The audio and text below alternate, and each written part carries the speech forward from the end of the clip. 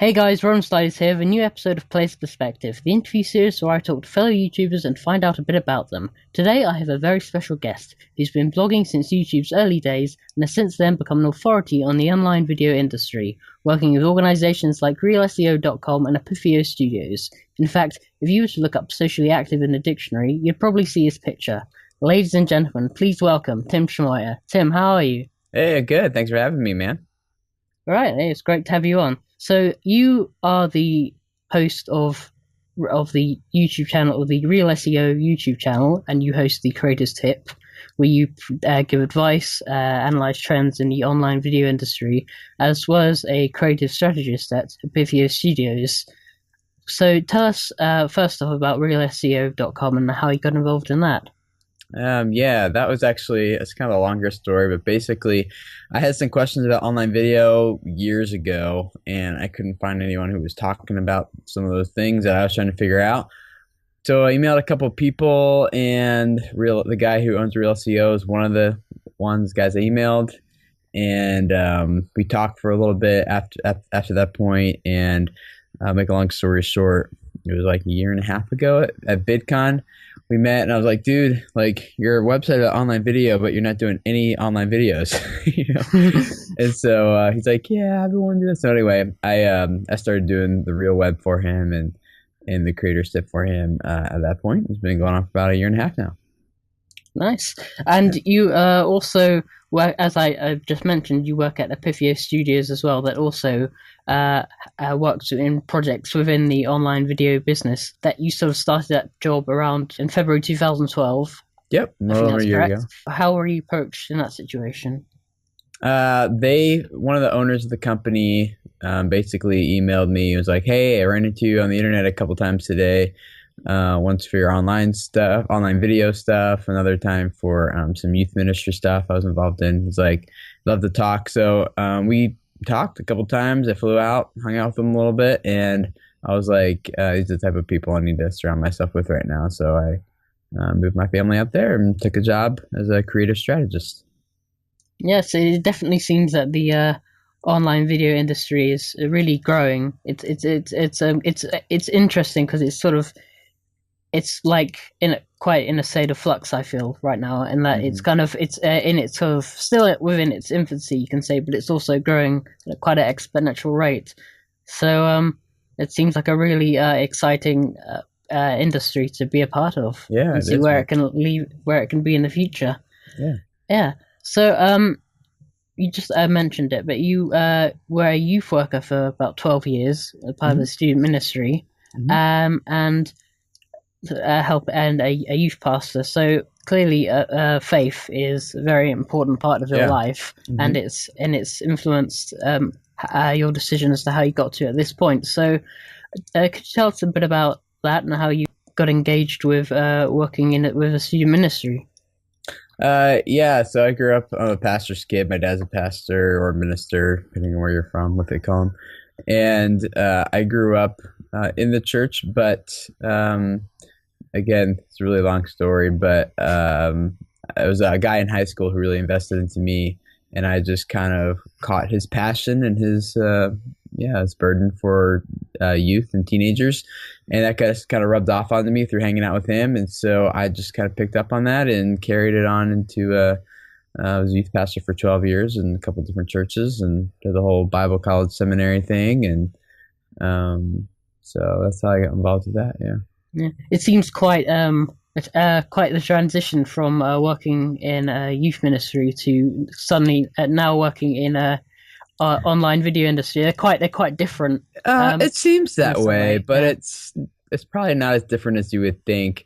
Most of the skills and things I learned by working with teenagers and being a leader in a church organization carries over very well to teaching, training, helping, talking, consulting. Like all those are, the same skill sets transfer pretty well. You're just talking about different subject matter. That's all. So other than that, it's pretty similar. I suppose it's all about the transferable skills, no matter what job position you're doing. Yeah. I feel like there's a lot of crossover between them. So. Yeah. So you have several other YouTube channels that you have. yeah, what we'll start with your family vlogs channel, which is Hmm. youtube.com/godrocks, Hmm. which you started in March 2006, so the very early days of YouTube. Yeah, it's before people are using their real names on the internet. Yeah. Yeah, it's become quite different now. It's all about life of the Schmoyers. If, as you show all about your kids growing up, you and your wife. She also has a channel. What made that sort of choice that you wanted to share your family life with the world? Because it's quite a personal decision to do that, Yeah. and the people may not want to. And so tell us why you felt like you wanted to do this. Well, we say it's all about the Schmoyers, and that's probably what it looks like on the outside, but there's a deeper underlying why question. Why do we do that? And the reason is, and we kind of morphed into this and start this way, but um, being a youth pastor for 12 years, my wife and I both caring a lot about families and youth and teens and parenting and everything. We're noticing, here in America, and I'm sure in the UK, it's just as much like there's a lot of like broken families, there's a breakdown of family.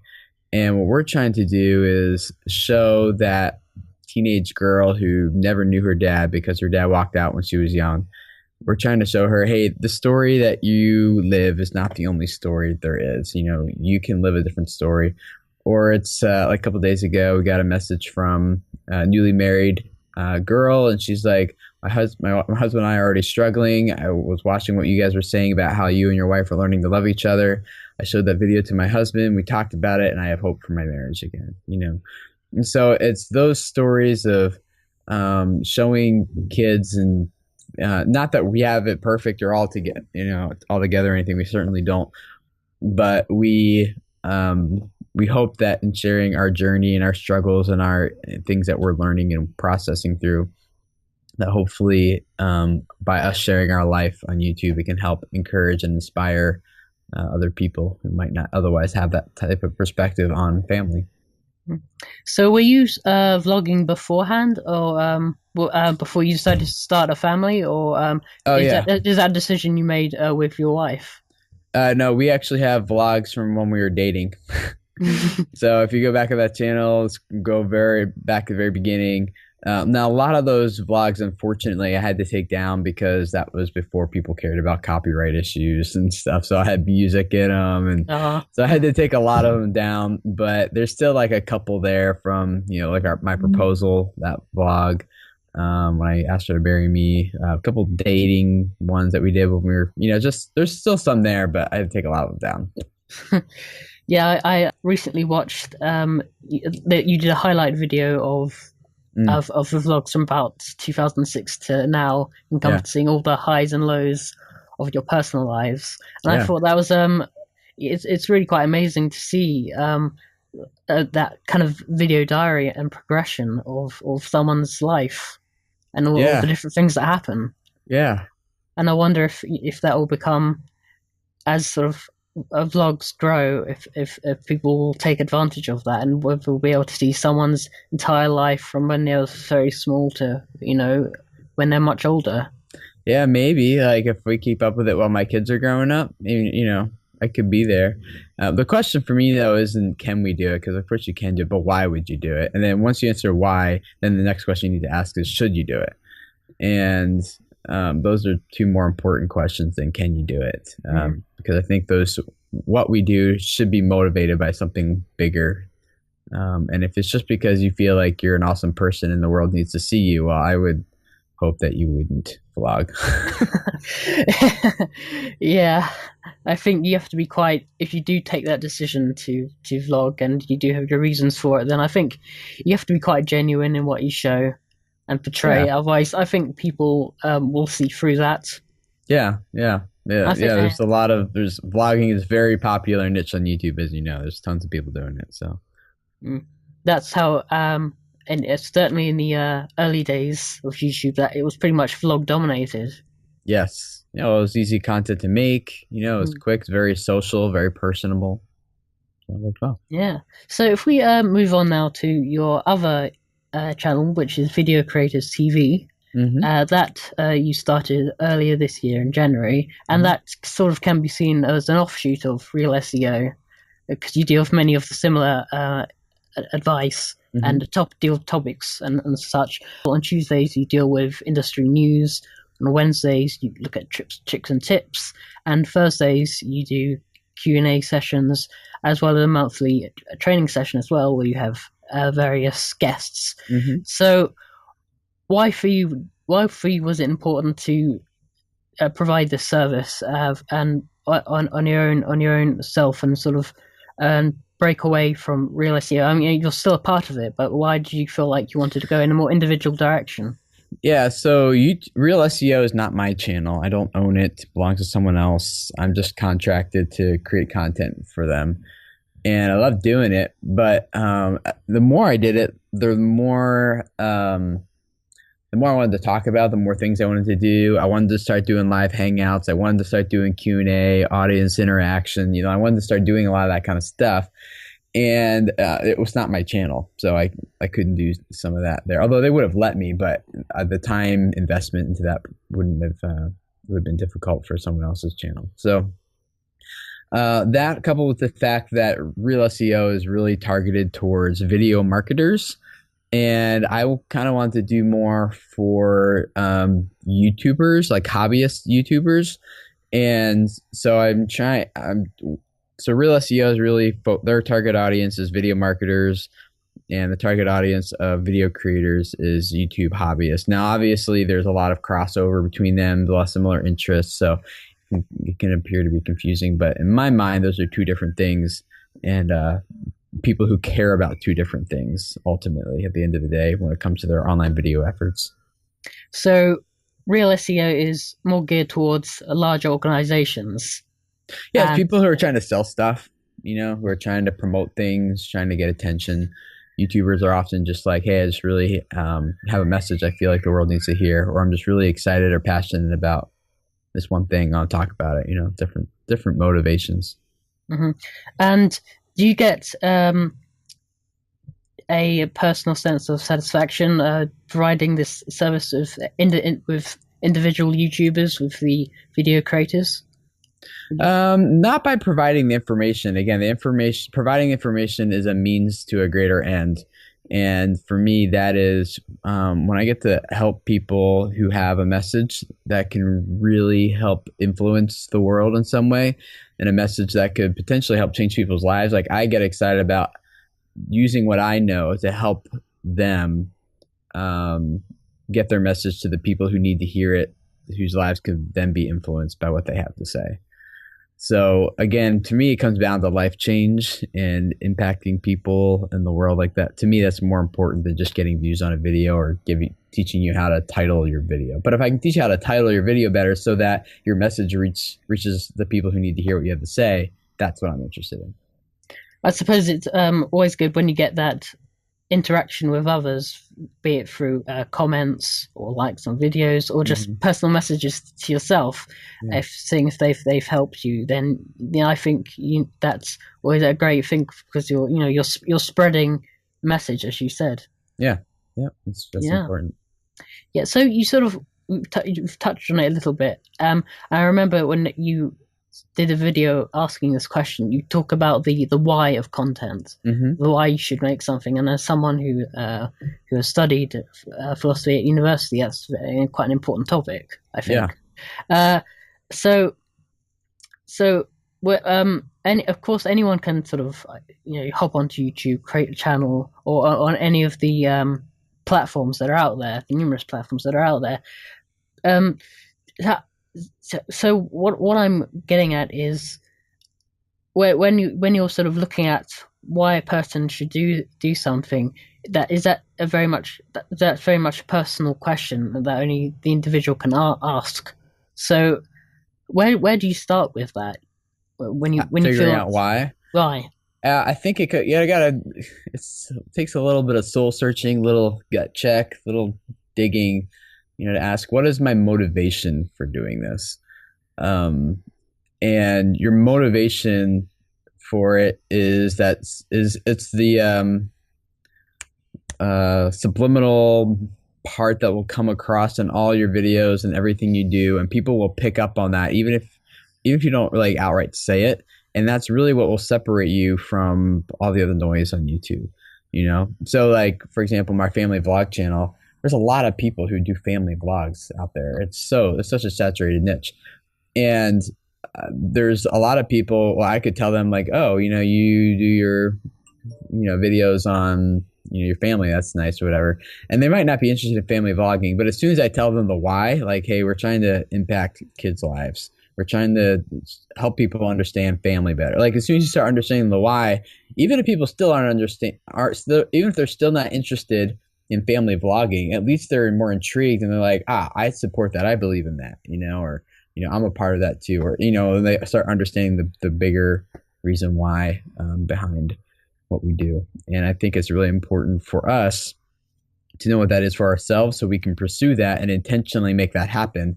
If you're starting out, a good place to start with the why of making something is to, even if no one were to see it, and of course, you know, the goal is you want people to see your stuff, but a good place to start would be, well, at least I've made it for myself. Right. You know, and even sometimes that's your why. That sometimes can be the why. Right. Yeah, and I know a lot of people are saying, well, I just want to get more views and I just want to get more subscribers, and that becomes like the motivating factor. That's the why behind we do it. But really, those are symptoms of something else. You know, why do you want more views? Why do you want more subscribers? Why do you deserve more views and subscribers? You know, what do you think you have to offer to the world that would be deserving of people giving you their attention? You know, which is a very valuable asset that they're giving to you. And you can't look at views and stats and money as like again, that's a means to something else. And if you're getting views and subscribers, that's usually a reflection of you being successful about something else. You know, that's not the ends of the self, but use those as a means to do some greater good and accomplish something better. Hearing banging upstairs. Yes, the kids. I don't know. Anyway, all right, so I think a lot of the times on YouTube, so many people are, as you say, are obsessed with views and analytics and the sort of the daily performance and the money. But I think YouTube is, in some ways, much more valuable as a social platform for connecting with others, and be that with collaborations or creating friendships. And so I think it's much more in the long term. It's more important to see, because everyone on YouTube is, you know, if you look behind the channel, they're a person, and you're connecting with them. So would you see YouTube as more of a useful as a social tool? Oh yeah, absolutely. In fact, the video that'll go live today on the Real SEO channel, it's about that very thing, where I look at the buzzwords new media versus old media, and what's the difference between old media and new media? Why is television viewing declining for 12 to 29-year-olds? Why is it increasing online for that same demographic? What's going on there? And the social aspect is a huge part of that for sure. Different value systems and everything between older generation and the younger one that really compel someone to connect on here. And do you think the way people, I feel sometimes when they want to start off on YouTube, they really they have this mindset of I want to be big. And do you think that's a symptom of a cult of personality that is developed around YouTube culture? I would say if that is your why, that's not your why. Like, you just need to dig a little deeper. Why do you need to be big? You know, why do you feel that way? Are you insecure? You know, you need other people to help you feel better about yourself. Do you just really super believe in a message that could change the world and you want as many people to see it? But if you go into it thinking like, yeah, I just want to be big, I want to be popular, I would just push back and be like, no, you really want something else. And you think that being popular and being big would fulfill something else. And so I would encourage people not to stop there, but really figure out what it is. But a lot of people don't want to, you know, it's a intimidating thing to do, to really come to grips with what's going on inside of you that's driving you to do certain things. Yeah. So we were talking about this a little earlier, but the online video industry is growing so large, and sort of where do you think we'll see it in, say, 5 years' time? How do you think things will have progressed from now? That's hard. I don't know. I mean, in some ways, I think we'll probably be seeing the lines between new media and old media start to blur a little bit, both on the old media side, which will be influenced by new media and start to reflect that a little bit better. But I also think that old media is such a dominating force right now that it will probably continue to influence new media as well. So, in the end, I hope that new media wins, and ultimately it will. But in the next couple of years, I'm sure we'll see them influencing each other pretty significantly. And do you think there'll be a different direction between individual content creators and those who are part of larger studios and web-based organizations, because they would have access to more resources to create what they wanted? And so do you think there's going to be more of a shift towards studio-based web productions, or yeah, I don't know. I hope not. I hope that there's always a place for the individual independent guy who just has a message to share with the world. Do I think it's going to go that way? It'll probably become like you might catapult your message a little bit further, a little bit more quickly with the help of those types of guys who have resources that can really help you do that. I hope it never gets to the place where you that's like you either do that or you don't go anywhere. I don't think that would happen, but I've seen YouTube do weirder things before, so. Yeah. All right. So, do you have any future projects in mind for you individually, Tim, or as part, or with Epipheo Studios, or with Real SEO? Yes, and I can tell you about them, but then I'd have to kill you. No, I'm kidding. No, so I can't tell you the reason why behind it. Like as you probably picked up, the why is really important to me. But I can tell you the what right now. I could tell you the why, but I can't really get into that right now. The what is, I'm probably gonna start branching off. Trying to do some more things on video creators specifically. Probably going to set up more training courses, more like we use Google Plus Hangouts like privately with a couple people, and I do one-on-one kind of consulting and training with them, really help them grow their channels and their brands. And so probably going to be starting to do a little bit more of that. I've got this ebook coming up that I'm hoping to push out in the next couple of weeks. But basically what it all comes down to is I need to start making more income from video creators to help support my family and such. So looking for ways to do that besides AdSense revenue, which pays jack squat, as you know. Yeah. Unless you got tons and tons of viewers. So mine's growing, but it's still not going to pay any bills. Yeah. Yeah, well, I always have to deal with a currency conversion on my end, so so whatever I see, I know it's going to be completely different. Yeah, nice. That's even with revenue splits and whatnot, it's just I know that figure, whatever it will be less, but oddly never larger. Worth more in an odd way. Yeah. Yeah. Am I right in thinking you also are raising money to go to VidCon this year?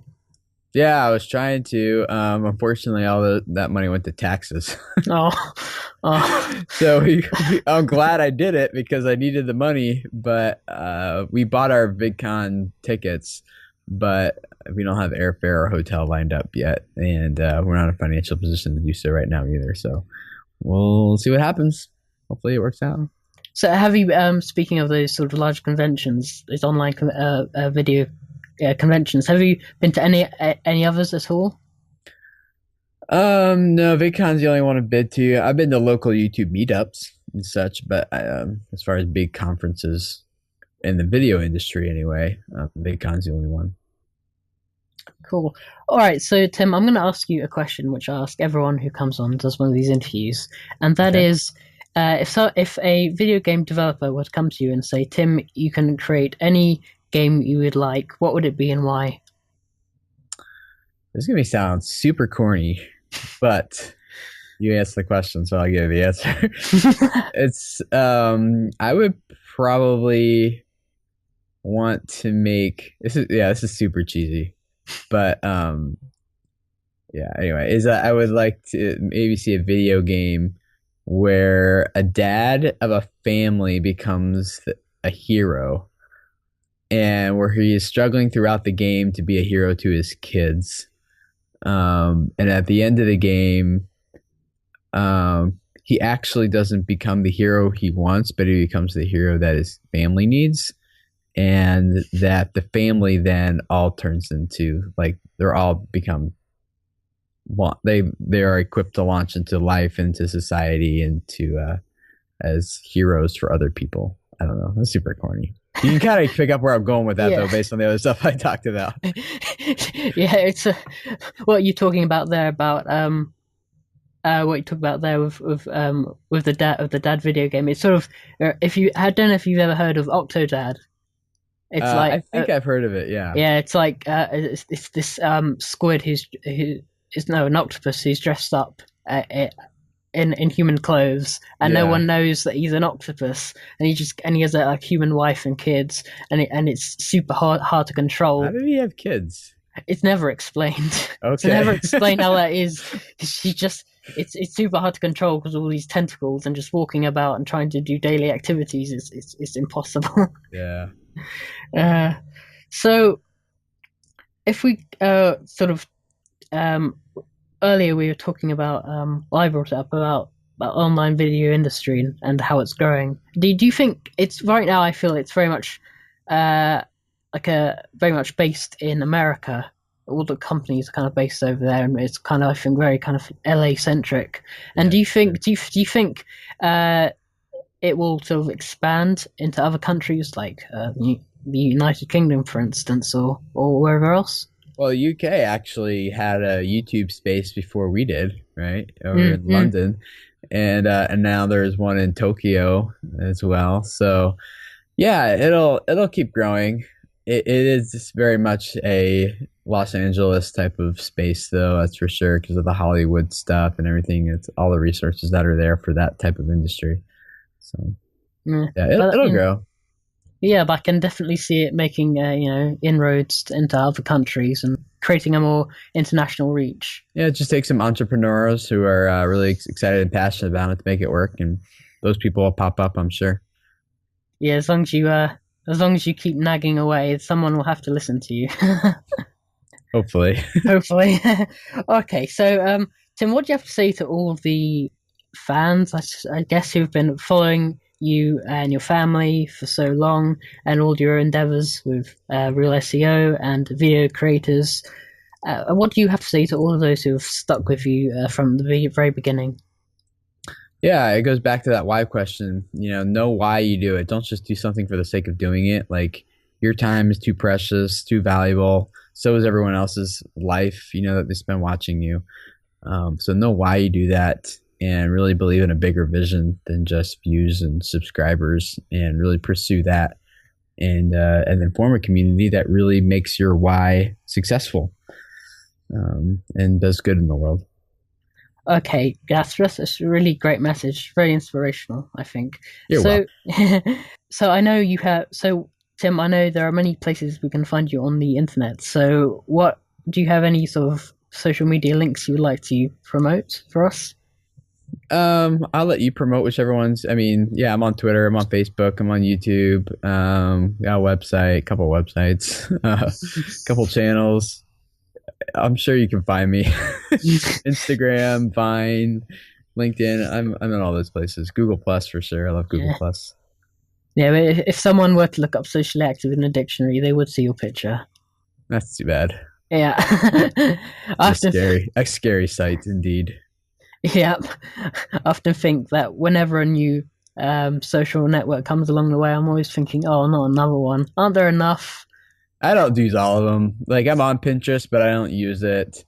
I'm on Tumblr, and I like Tumblr, and I wish I could use it more, but I just don't. So I'm not on all of them. You pick and choose which ones work for you. Okay, I think one day they're just going to merge them all into just one gigantic mega network. That would be a mess. And no one will be able to use it. Yeah, that would be a mess. Confusing. Well, Tim, it's been great to have you on and to do this interview. Thank you very Yeah, much thanks. again for your